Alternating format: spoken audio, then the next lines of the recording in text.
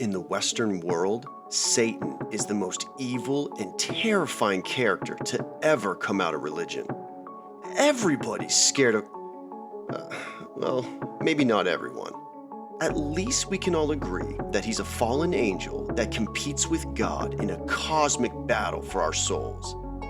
I mean, that's what the Bible says, right? Except that's not what it says. Not even once. And despite what your favorite movie or pastor thinks, Satan, Lucifer, and the devil aren't the same thing. Not by a long shot. So what is Satan? That's right, not who, but what. To find out, we first have to look at the oldest stories ever written.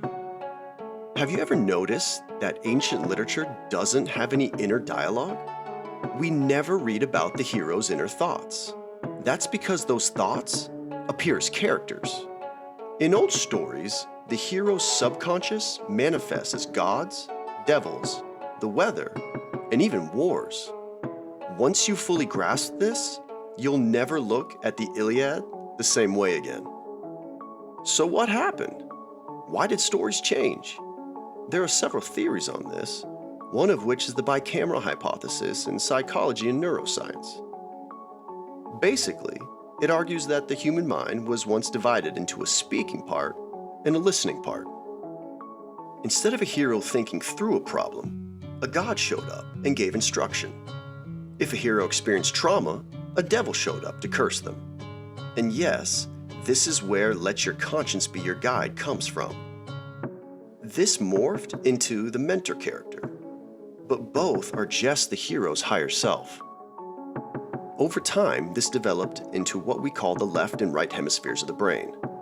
Now, the hero's journey and story is the movement between these hemispheres. There are no books or movies where this isn't the case. In fact, you'd be hard-pressed to find anything in today's world not directly connected to this. But that's a lesson for another time. Once our brains changed, literature changed, and we started showing the hero's thoughts through inner dialogue. But we never removed the characters those thoughts represented. And thank goodness we didn't. Otherwise, movies and books would just be people sitting and thinking for 2 hours, and nobody wants that. But without this knowledge, it's impossible to fully understand stories, especially in holy books. This is why there is so much confusion over the Satan character in the Bible. You see, Satan isn't actually a character.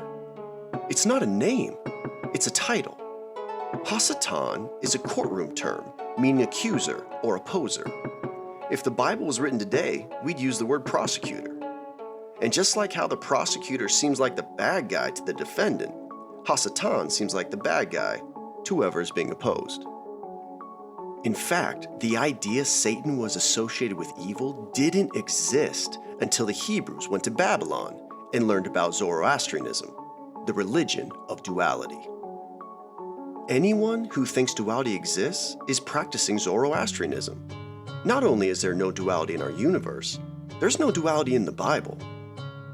This is why it says God is the author of both good and evil, and why he gives treasures of darkness. It's also why the word Satan isn't even in the first few books of the Bible. The first time it appears is in the book of Numbers, when an angel of the Lord opposes Balaam. That's right, Satan is the good guy in the story. This is a good time to bring up the law of first mentions. Seminary students use this to keep words and concepts constant, regardless of which culture reads them. Basically, once an idea is presented in the Bible, it has to stay that way throughout the rest of the scriptures. Sadly, this didn't happen with the word Satan. This is why Christians get so confused when Peter, King David, or even God are called Satan. And I'm not just referring to the verse that says God opposes the proud. In one of the stories of King David, David takes a census to find out how many soldiers he has in his army. 2 Samuel 24 says God told him to do it, while 1 Chronicles 21 says Satan did. Atheists have used this to try to show contradictions in the Bible, but it's only because they failed to understand what Satan means. Now, taking what we've learned, let's look at the book of Job. one of the oldest stories ever recorded. In it, God and Satan have a discussion in heaven. Wait a minute. I thought Satan was kicked out of heaven. Since when is he allowed to go back? And we were all told God is so holy, he can't even look at sin, which is why he had to forsake his son on the cross. What's he doing talking to evil incarnate? See how silly it all gets when we fail to understand how story works? Now you know why Jesus calls the Jewish leaders sons of Satan in the book of John. Anyone who opposed his ministry was by definition a son of Satan. The irony is that they said the same thing about him, which is one of the reasons he was accused of being demon-possessed. Remember, we're all a hero in our own story and a villain in someone else's. So, if Satan isn't what we've been told, what about Lucifer? Well, for starters, nowhere in the Bible is Lucifer the name of a devil or a fallen angel. The word appears in the book of Isaiah and is about a Phoenician king. And how do we know it's about a human king? Because chapter 14, verse 16 literally says he's a man. Lucifer means light bearer, which is why it's given to the planet Venus, the bright morning star. The names Lucius, Luke, and Lucy come from Lucifer. That's right, Lucy in the sky with diamonds is about Venus. It's also why Jesus is given this name in the book of Revelation. You see, everything the Phoenician king is condemned for, Jesus is praised for. Not only is their journey identical, but so are the words to describe them. The only difference is that one fails the dark night of the soul, and one becomes a hero. And if that makes you uncomfortable, it gets worse. 2 Peter 1:19 used to tell people to let Lucifer rise in their hearts. In fact, there are still copies of the Latin Vulgate that still have it. I've seen them myself. Now, I'm not saying evil doesn't exist. What I am saying is that the Bible, like all ancient books, uses archetypal language. The last thing Jesus says about himself is that he's the morning star, Venus, which appears in twilight, a mixture of dark and light. The entire point of the Bible is the unification of opposites, the redemption of the rebel archetype. The serpent in Genesis brings death, but the bronze serpent in Numbers brings life.